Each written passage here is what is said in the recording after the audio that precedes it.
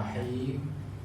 Assalamualaikum warahmatullahi wabarakatuh. Waalaikumsalam. Alhamdulillahirabbil alamin. Wassalatu wassalamu ala rasulillahil amin wa ala alihi wa sahbihi ajma'in.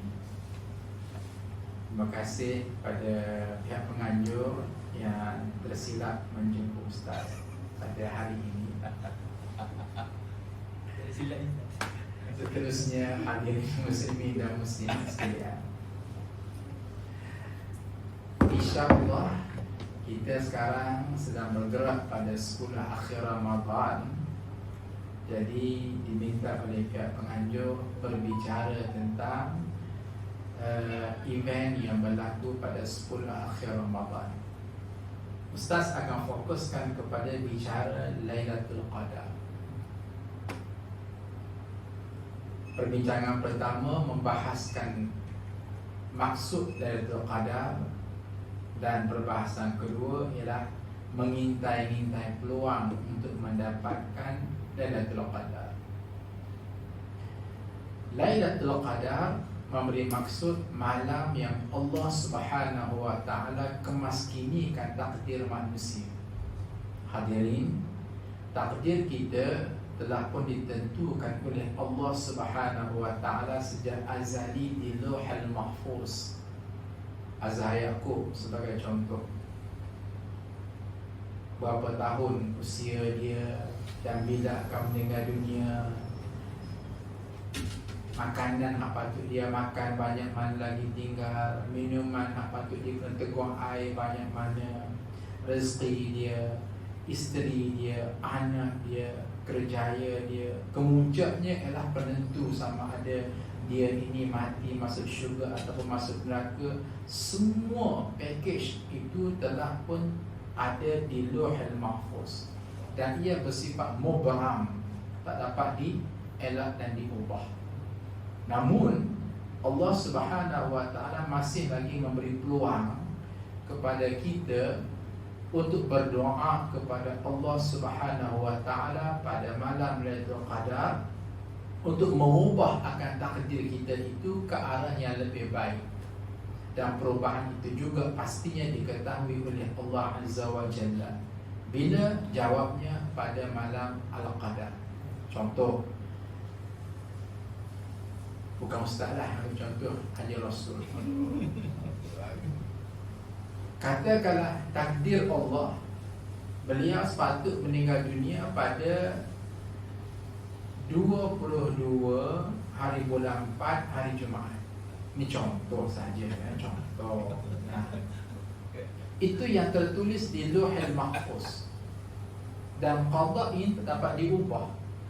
Namun Allah semacam berberitahu, wahai hambaku Haji Rasul, kalau kamu mahu ubah takdir kamu, dilanjutkan usia, dimurahkan rezeki dan sebagainya, berdoa kepadaku khusus pada malam Qadar. Maka Haji Rasul pun dia bersempena dengan Lailatul Qadar, berdoa dalam banyak-banyak doa yang beliau minta, ya Rabb, panjangkanlah usia aku dalam keadaan sihat afiat, hidup diridai oleh Allah, mengisi ketaatan beribadah kepada Engkau. Jadi azan pun terus berbunyi. Azan mana? Ya, memang kita. Jadi hadirin sekalian, permohonan sang hamba pada malam Al-Qadar itu diraih oleh Allah Subhanahu wa taala. Masya-Allah. Ini yang dikatakan pada malam Lailatul Qadar, malam yang boleh mengubah qadar takdir manusia. Baik, itu kelebihan pertama.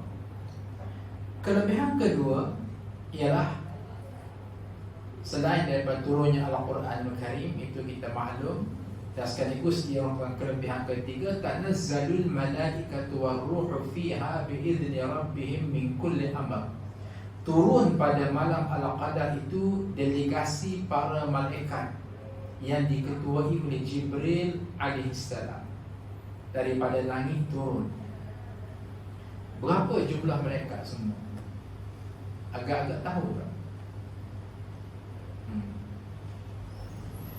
Wa ma ya'lamu junuda rabbika illahu. tidak diketahui akan jumlah para malaikat kecuali Allah.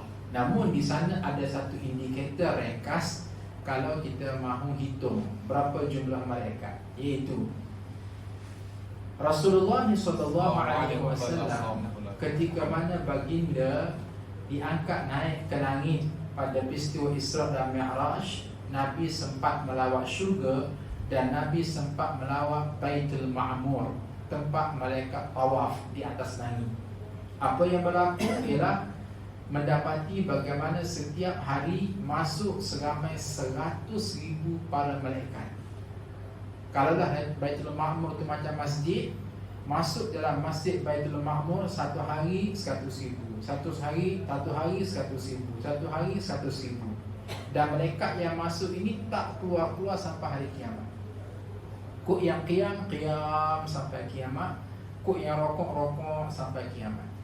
Nah, jadi kalaulah kita nak ambil indikator tersebut, 100,000 kalilah dengan 1400 tahun yang lampau Nabi dah meninggal dunia.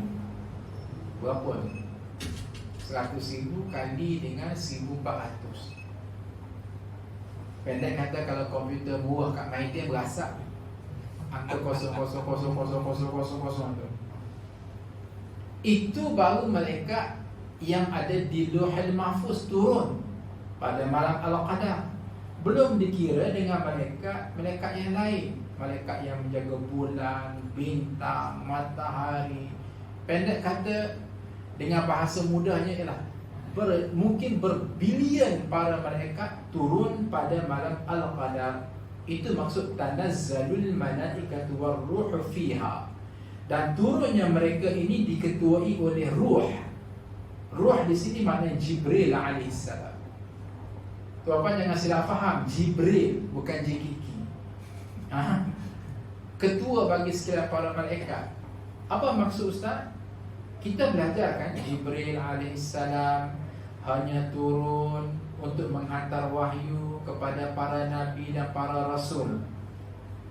Maka Nabi Muhammad SAW adalah nabi yang terakhir. Dengan arti kata lain, selepas daripada Nabi wafat meninggal dunia, Jibril tidak lagi turun ke atas muka bumi kecuali menjadi advisor di atas, menjaga malaikat-malaikat yang lain. Namun bagaimana Jibril alaihissalam, berkata orang, sanggup mencemar-duli turun sekali lagi ke muka bumi, bukan untuk engage dengan para nabi dan para rasul, tetapi dengan orang awam biasa macam kita bila pada malam Al-Qadar. Ini sekaligus mengangkat kedudukan bahawa seseorang yang beribadah pada malam Lailatul Qadar, makamnya seolah-olah makam para nabi dan para rasul, kerana mereka disantuni oleh malaikat Jibril alaihissalam. Masya Allah. Ini kehebatan yang berlaku pada malam Al-Qadar. Baik. Turunnya para malaikat ni, mereka buat apa? Tentu sekali mereka tak makan more. Tetapi disebut oleh Allah secara nas, salamun hiya hatta matla'il fajar. Turunnya malaikat Jibril, ketua bagi sekalian para malaikat, dengan berbilion para malaikat yang lain, menyantuni seseorang yang sedang beribadah pada malam Al-Qadar. Maka ibadah yang dilakukan oleh mereka semua berdoa kepada Allah, salamun, salamun, salamun. Intipati doa ialah, wahai Allah, berilah salamun, keselamatan, kesejahteraan, kebahagiaan, ketenangan, kemakmuran, kesentosaan pada diri, pada keluarga, pada harta benda, pada dunia, pada akhirat si yang sedang beribadah pada malam Al-Qadar. Masya Allah. Nah, hebat tu. Kalaulah Ustaz boleh cuba membuat satu cuba zahirkan pengertian ini dalam sesuatu yang boleh divisualiskan. Ibarat kata, okey, ataupun sebelum tu ginilah. malaikat Jibril alaihissalam berdoa kepada kita perkara yang paling asas yang kita nak, ialah keselamatan, kesejahteraan, kebahagiaan, ketenangan, kemakmuran, kesentosaan, kebahagiaan pada diri, pada keluarga, pada harta benda, pada perjalanan hidup dunia dan akhirat. Sejauh mana kita nak kepada assalam dalam kehidupan? Senang aja perbandingan. Hadirin, katakanlah kita suatu hari pergi ziarah kawan kita nak pergi haji. Sudah sembang makan minum, ujungnya kita kata, okey Haji Rasul, jangan lupa ya, bila sampai ke Raudah, bila sampai ke Mekah depan Kaabah, tolong doa kepada saya. Tiba-tiba Haji Rasul kata, okey nak doa apa Ustaz? Pada masa itu, kalau Ustaz ni seorang yang cerdik, Ustaz kata, doalah keselamatan, kesejahteraan, kebahagiaan, ketenangan, kemakmuran, kesentosaan pada diri, pada keluarga, pada harta benda, pada anak pinak, pada kerjaya, pada dunia, pada akhirat, pada akidah, pada iman. Benda yang paling asas yang kita minta. Tak cerdik kan kalau lah Ustaz kata, okey Haji Rasul jangan lupa ya, pergi haji, pergi umrah, tolong beli tasbih Qur'an, tolong beli tasbih Qur'an pada Ustaz. Tak cerdik langsung. Kita minta benda yang kecil sangat. Biarlah kita minta yang benda yang besar. Kenapa? Benda ni benda fundamental in our life. Jadi tiba-tiba perkara yang sama didoa oleh sekalian para malaikat kepada Allah untuk kita. Intipati doanya salamun, salamun, salamun. Lama mana hadirin sekalian para malaikat ni berdoa? Bermula daripada tamatnya, masuknya waktu Isya hatta matla'il fajar, sampai terbitnya fajar, yakni masuknya waktu subuh. Dalam konteks kita di Malaysia ni agak sekata berapa jam? Kurang lebih hampir 9 jam. Ambillah Isya yang paling maksimal hampir jam 9. Ambillah subuh yang paling munasabah, iaitu jam 6. 9 ke 10, 11, 12, 1, 2, 3, 4, 5, 6, 9 jam. Jadi ini yang Ustaz minta supaya kalian semua visualize kan. Okey, kita sedang beribadah di 10 akhir Ramadan ni, nak mencari Lailatul Qadar. Betul-betul exactly pada Lailatul Qadar tu dia turun bilion para malaikat yang diketuai oleh Jibril alaihissalam parking kepada kita yang sedang beribadah. Masing-masing angkat tangan, intipati doa salamun, salamun, salamun. Wahai Allah, berilah kesejahteraan kepada Azhar Yaqub, kata dengan Jibril. Berbilion malaikat yang lain, amin. Murahkan rezeki dia, wahai Allah, amin. Sejahtera rumah tangga dia, sejahtera keluarga dia, sejahteralah kesihatan dia. Bilion para malaikat, amin. Berdoa pula dalam mana? Tu dia 9 jam. 3 perkara hebat kalau tuan-tuan perasan di sini. Yang pertama yang berdoa ialah Jibril dengan semua para malaikat. Yang kedua konten doa salamun. Yang ketiga duration dia 9 jam. Nak tahu hebat tak hebat ilustrasi ini, tuan-tuan begini je lah. Tengah-tengah kita berkuliah ni, tiba-tiba Haji Rasul, kita main Haji Rasul lah ni. Haji Rasul pun tampil masuk dalam surau. Yang kita tahu bahawa beliau pergi umrah, baru balik.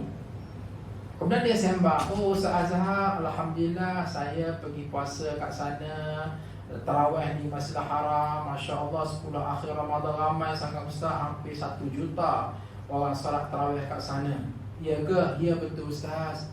Cuma yang menariknya saya perasan Imam Sudais ketika mana baca qunut solat witir, dia berdoa pelik sikit.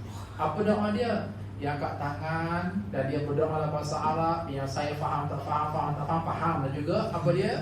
Ya Allah, ya Tuhan kami, berilah kesejahteraan kepada Azhar Yaqub, kemakmuran pada rezekinya, kelapangan pada hatinya, husnul khatimah pada mereka, pada diri dia. kemudian diaminkan oleh 1 juta makmum.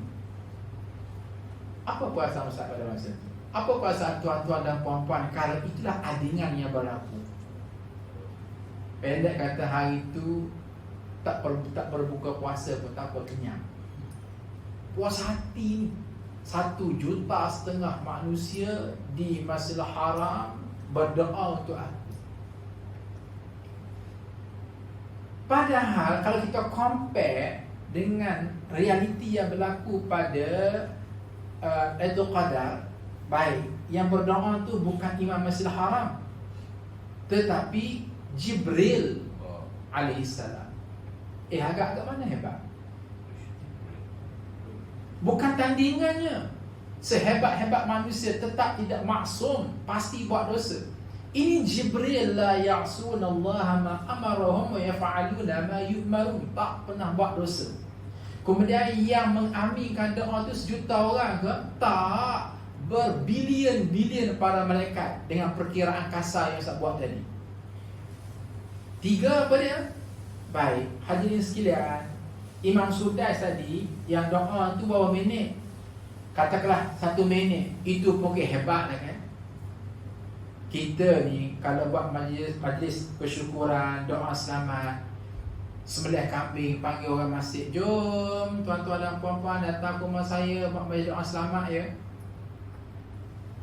Imam sambil angkat tangan sambil jeling apa menu. Kalau mi goreng ringkas 1 minit lah. Mi goreng apa barang.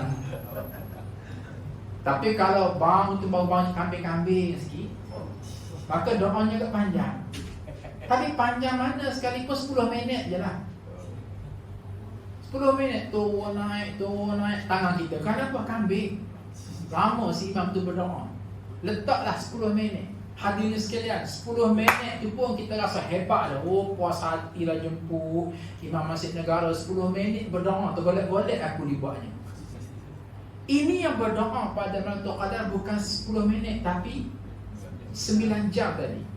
Maka bila kita kompres kat sini, berbilion para malaikat, konten doanya salamun dengan kuantum sedemikian rupa hebat, tempoh berdoanya 9 jam. Allahu Akbar. Sebab itulah seseorang yang memperolehi nikmat itu qadar, enough and enough forever, cukup untuk menjadikan dia seorang yang baik, berdisiplin, taat kepada Allah selepas daripada itu. Sebab apa? Mendapat sentuhan langsung daripada langit. Itu sebab hadirin sekalian, maka Nabi SAW ajar kepada kita taharrau Lailatul Qadar fil 'ashr al-awakhir min Ramadan. Rebutlah peluang untuk mendapat Lailatul Qadar yang berlaku pada 10 akhir Ramadan. Ustaz pernah mendapat peluang untuk pada malam 27 Ramadan berada di Mekah, Masjidil Haram. Memang sangat luar biasa. Kalau tuan-puan pernah tengok macam mana orang buat haji di Masjidil Haram penuh melimpah, maka pada malam ke-27 Ramadan lebih ramai daripada jumlah yang buat haji. Melimpah. Apa tak melimpahnya? Kita kalau nak solat di dalam Masjidil Haram pada malam ke-27 Ramadan mesti masuk sebelum Zuhur.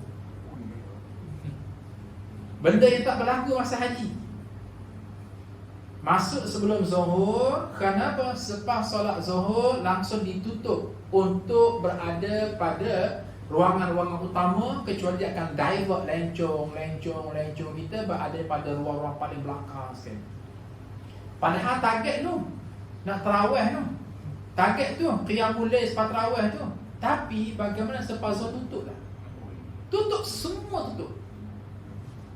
Jadi memang stamina tu kena kuat.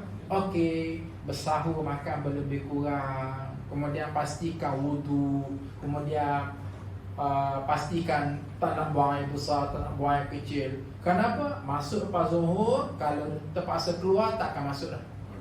Zuhur ke asar, asar ke maghrib kat situlah, maghrib ke isyak kat situlah, tarawih pun kat situlah, qiyam kat situlah, kemudian subuh kat situlah, dan tunggulah pula 1 jam baru boleh keluar. Sebab apa? Berebut nak keluar pula. Ini realiti yang berlaku pada malam ke-27 Ramadan. Jauh lebih crowded daripada ibadat haji. Apa tidaknya? Universiti cuti, sekolah cuti, agensi kerajaan cuti, kemudian semua yang berada di negara Arab tu semua begitu kat sana. Masya Allah.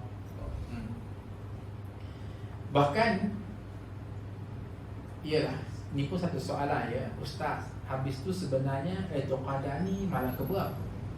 Nah, hadirin muslimin dan muslimat sekalian, begini. Ustaz cuba membuat sedikit cerapan dalam menentukan bilakah berlakunya Lailatul Qadar berdasarkan kepada ijtihad para ulama. Pertama sekali ialah dengan merujuk kepada hadis yang Ustaz baca di awal tadi, bermaksud carilah peluang untuk mendapat kelebihan beribadah pada malam Lailatul Qadar yang berlaku pada 10 akhir Ramadan. Hadis ini mengkhususkan bahawa Lailatul Qadar insya-Allah berlaku pada 10 akhir Ramadan. Mungkin kita rasa, Ustaz, akan saya nak qiyamul lail setiap malam, tahajud setiap malam, iktikaf setiap malam, tarawih 8 rakaat ni pun pas mengucap nak buat. Lepas tak lepas, lepas tak lepas. Jadi agak heavy, Ustaz. Boleh tak cuba spesifikkan lagi, kompreskan lagi malam-malam yang lebih khusus daripada 10 akhir Ramadan? Senang saya nak shoot. Ulama terus membantu kita dengan merujuk kepada suatu hadis yang berbunyi innallaha witrun yuhibbul witr, yang bermaksud Allah itu witir dan Allah suka perkara-perkara witir. Dalam banyak-banyak konotasi dan definisi witir adalah ganjil. Apa arti? Ayo keluarkan malam-malam ganjil yang berlaku pada 10 akhir Ramadan. Tentunya malam ke-21, 23, 25, 27 dan 29. Dengan erti kata lain, kok malas nak buat malam-malam genap, macam is okay lah. Kok kata nak tahajud hanya 2 rakaat je sebab penat letih sangat pada malam genap, okey lah. Tapi tiba masa malam ganjil, all out. Tarawih pun kalau selama ni buat 8, buatlah 20 contohnya. Okey, kalau malas nak tahajud, rajin-rajin kan tahajud pada 5 malam. Baik. Tiba-tiba Haji Rasul kata, Ustaz, 5 malam pun berat. Teruk 5 malam tu, penat, lengah sebab asyik kayuh basikal manjak. Jadi boleh tak Ustaz cuba pacak pada saya 1 malam je?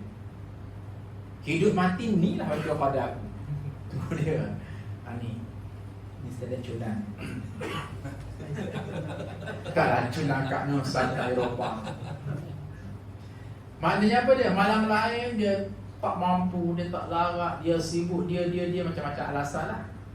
Jadi kalaupun hanya mahu mencari 1 malam, maka ulama masih terus lagi membantu kita dalam bentuk berijtihad. Caranya mereka membuat kajian pada surah Al-Qadar. Surah Inna Anzalnahu fi Lailatul Qadar. Hadirin sekalian, kalau kita mengkaji Al-Quran, setiap huruf, setiap al-maqati', suku kata Al-Quran itu ada durusun wa ibar, ada signifikasi tersendiri. Maka di sini mereka mengkaji 2 metod. Satu metod berdasarkan pada huruf, kedua metod berdasarkan kepada suku kata. Macam mana huruf? Baik, keluarkan perkataan Lailatul Qadar. Lailatul Qadar adalah gabungan daripada 9 huruf hijaiyah. Lailatu, lam, ya, lam, ta, 4. Al-Qadar, alif, lam, qaf, dal, ra, 9. Perkataan Lailatul Qadar gabungan daripada 9 huruf hijaiyah. Dalam surah Al-Qadar, berapa kali ke Allah Subhanahu wa taala mengulangi perkataan Lailatul Qadar. Wahai ulama-ulama,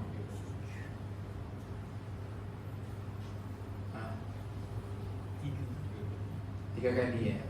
Jom kita bilang, inna anzalnahu fi Lailatul Qadar.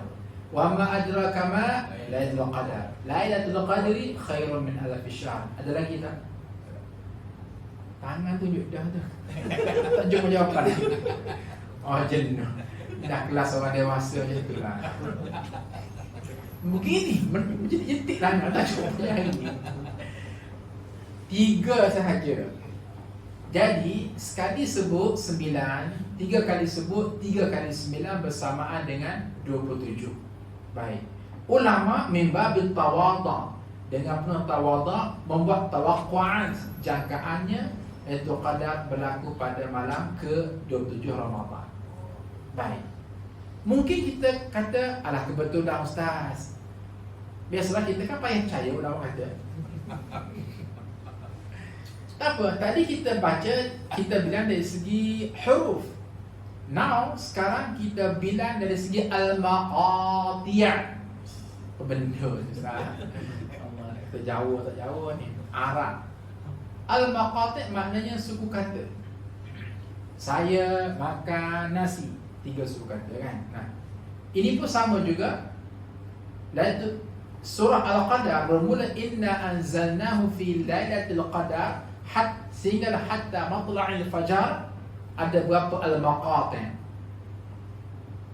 Yang ni Ustaz akan bilang sekarang. Perlukan masa, tuan-puan balik rumah sebelum buka puasa, bacalah. Dan bacalah, tengok berapa suku kata. InsyaAllah suku katanya juga ada 27 suku kata. Ini semua tak akan berlaku secara asywaiyah, secara rawa. Allahumma illa, kecuali di sana ada signal. Dan signal itulah diijtihad oleh para ulama, mengatakan insya-Allah melalui dilalah zanniyah, insya-Allah Lailatul Qadar berlaku pada 10 akhir Ramadan. Itu pada malam ke-27 Ramadan. Ala kulli hal, apa stand kita? Stand kita ni begini. Asalnya kita akan beribadah sebaik mungkin daripada awal Ramadan sampai akhir Ramadan. Tunggu lagi, bila masuk 10 akhir Ramadan, kita akan fokus, more fokus banding dengan yang sebelumnya. Bila bertemu pada malam-malam ganjil 10 akhir Ramadan, kita akan lebih fokus. Dan bila tiba malam ke-27 Ramadan, itu kemuncak kepada manifestasi ibadah kita. Dan itulah yang terbit sampai ke peringkat penuh sesak di Masjidil Haram pada malam ke-27 Ramadan. Di Masjid Nabawi pun sama. Itu dia. Malam 27 Ramadan tahun ni jatuh berapa hari bulan? Allahu Akbar. Memang fail lah. 28. Nah, tanya je Rasul nak satu Syawal. 28 itulah hari Khamis malam Jumaat minggu depan kan. Tengok cantik tu. Sayyidul Ayyam. Itulah ketua bagi segala hari. Masya Allah. Sayyidul Ayyam.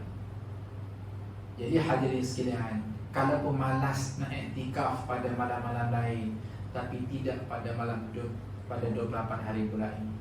Kalau pun malas nak baca Quran panjang-panjang, tapi turunlah rajin pada 28 hari bulan. Kalaulah sama yang tak pernah tinggal rumah, maka tinggallah malam tersebut. Kita memang kata terus berada di masjid, iktikaf di masjid, check-in kat sana, tak ada masalah apa-apa. Buatlah kat sana. Pengalaman Ustaz di Jordan, pada malam ke-27 Ramadan, Masya Allah sama yang berlaku. Ustaznya tinggal di Suwaileh. Di situ ada satu masjid namanya Masjid Abdul Rahman bin Auf. Tahun pertama, rumah tingkat 3, tengok ramainya orang datang. Mulai lepas asar tu dah berbondong-bondong. Ada yang bawa tilam, ada yang bawa dapur gas, ada yang bawa buaya kanak-kanak. Apa kono ni orang buat ni? Rupa-rupanya itu terjawab Bila kita pergi ke masjid malam tu, penuh melimpah, lebih ramai daripada solat Jumaat, solat raya. Mereka melaksanakan ibadah bermula daripada maghrib, marathon sampai subuh. Ini yang mereka buat. Apa dia? Bermula daripada berbuka puasa, kemudian solat maghrib, rehat, kemudian solat isyak, kemudian solat tarawih. Habis solat tarawih 20 rakaat, mereka susun program 4 rakaat, 4 rakaat, 4 rakaat, 4 rakaat, tahajud, qiyamul lail. In between itu mereka slot in dengan program berbagai. 4 rakaat, kemudian slot in dengan tazkirah, 4 rakaat, kemudian slot in dengan zikir munajat, 4 rakaat slot in dengan istighasah, 4 rakaat slot in dengan muhasabah diri. Sampailah kepada subuh di mana bersahur pun kat situ. Jadi yang buat tilam bantal tu apa dia? Okey, siapa yang mengantuk sangat, okey nak take file, tidur kat tilam tu. Siapa yang suka nak minum kopi, kan Arakan suka kopi. Jadi dia bawa dapur kecil tu, dia panaskan, dia minum. Siapa yang bawa baby anak kecil, yang menangis, dia buaikan. Pokoknya penuh datang, semua datang. Lelaki, perempuan, kecil, besar, tua, muda, pas, UMNO, semua ikut. Takkan yang tu pun sensitif lah. Semua sensitif, manja. Jadi jadi tuan-tuan dan puan-puan sekalian, ini yang sedang berlaku. Dan benda tu sangat-sangat luar biasa. Apa yang Ustaz nampak, Alhamdulillah di negara kita sendiri pun keadaan ini semakin mendapat tempat. Orang dah mulai rajin qiyamul lail, tahajud, masjid surah pun dah banyak penganjuran. Cuma program marathon ini jarang Ustaz bertemu. Ustaz balik daripada Jordan, Ustaz deal dengan kerajaan negeri Kelantan. Awal-awal balik dulu, memang kami buat program. Ustaz buat dan mendapat restu daripada Menteri Besar Kelantan sendiri, buat program marathon daripada isyak sampai ke subuh. Tak ngantuk apa pun, bila ramai-ramai dia akan sokong-menyokong satu sama lain. Dan kita rasa puas hati. Selepas subuh tu puas hatinya beribadah pada malam tersebut. Biarpun ada yang mengatakan, Ustaz, kalau kita dah all out, habis-habisan pada malam 27 Ramadan, tiba-tiba di sisi Allah tak berlaku perintah qadar. Agak-agak macam mana Ustaz? Macam mana? Macam tu lah. Ustaz pun nak kata macam mana? Ini ijtihad para ulama kan. Ijtihad ni sifat dia apa dia? Kalau salah dapat 1 markah, betul 2 markah. Nak kata defisit langsung tak berlaku. Tapi kalau betul lah ijtihad ulama itu dan kita pula beribadah sungguh-sungguh pada malam 27 Ramadan, wow, masya-Allah, puas hati. Puas hati. Kita nampak setiap malam macam tu, taubat laut, mati hidup balik tak akan buat. Iya. Gaya bersila ni, jangan halal lah. Macam lama pun tak buat. Takkanlah setahun sekali tak boleh kita bagi masa untuk kita berkampung di masjid. Daripada malam sampailah pada paginya. Cuba buat. Jadi itulah dia secepis motivasi Ustaz, preparation untuk 10 akhir Ramadan. Jadi boleh sekarang dah terisi-isi dah masjid mana yang buat program 10 akhir Ramadan ataupun lebih dikhususkan pada 27 Ramadan. Cari masjid-masjid yang best, yang ada aircon, yang kapetnya tebal. Iya betul, ini penting. Pengalaman saya penting. Kalau tak ada aircon, maaf cakap, kalau tidak ada aircon panas, tak kondusif ibadat. Kalau kapetnya keras, nanti lenting dahi tak sesuai. Tapi kalau aircon, kapetnya tebal, menu mori pun sedap. Contoh. Nah, kemudian dia pasang buhur yang bau wangi arak tu, itu memang selesai. Alhamdulillah, Ustaz biiznillah tak pernah miss untuk buat program mega pada malam 27 Ramadan.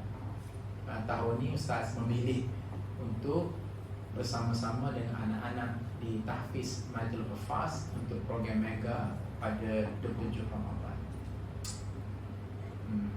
Dia saya yakin ni ada tuan-tuan dan puan-puan yang memegang AJK Suara dan Masjid, tolong buat. Haji Rasul. Jangan buat yang biasa-biasa betul Ramadan. Oh, start je, jangan lupa ya, pukul 4 suku datang untuk kita tahajud. Itu untuk malam lain. Untuk malam 7 Ramadan tu, okey, kita marathon program. Daripada weekday tu dia isi program. Belum apa-apa nak MC dah. Itulah yang dapat Ustaz sampaikan. Wallahu ta'ala a'lam. Ada dapat timbulkan soalan? Silakan. Ini semua tak sabar ni. Dan 27 Ramadan ni 28 hari bulan kan? 28 hari bulan, hari Khamis malam Jumaat. Tapi ingat tahu, 28 hari bulan itulah ramai yang akan balik kampung tu. Sebab keesokan hari Jumaat biasa dia ambil leave Jumaat dengan Isnin. Maka itu qadar atas highway dah jauh. Ustaz, ada orang kata itu kat Malaysia ganjil, negara lain tak ganjil, kita ikut negeri kita. Yang ada isu ganjil tak ganjil. Hari lain, negara lain kan. Kita solat Zuhur ni kita ikut negara mereka ke negara kita? Otak Ustaz kita kena ikut Saudi. Bermakna Saudi sedang pagi. Jangan solat Zuhur lagi. Maka jawapannya ialah dalam soal menentukan masa, ia merujuk kepada tauqit al-mahalli, waktu tempatan.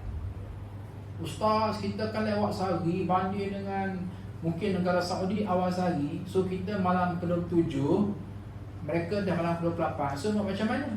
Jawabnya ikut tauqit mahalli, waktu tempatan. Sebagaimana solat ikut waktu tempatan, buka puasa pun waktu tempatan, maka sama juga tentang pemilihan malam juga mengikut waktu tempatan. Ada soalan lain?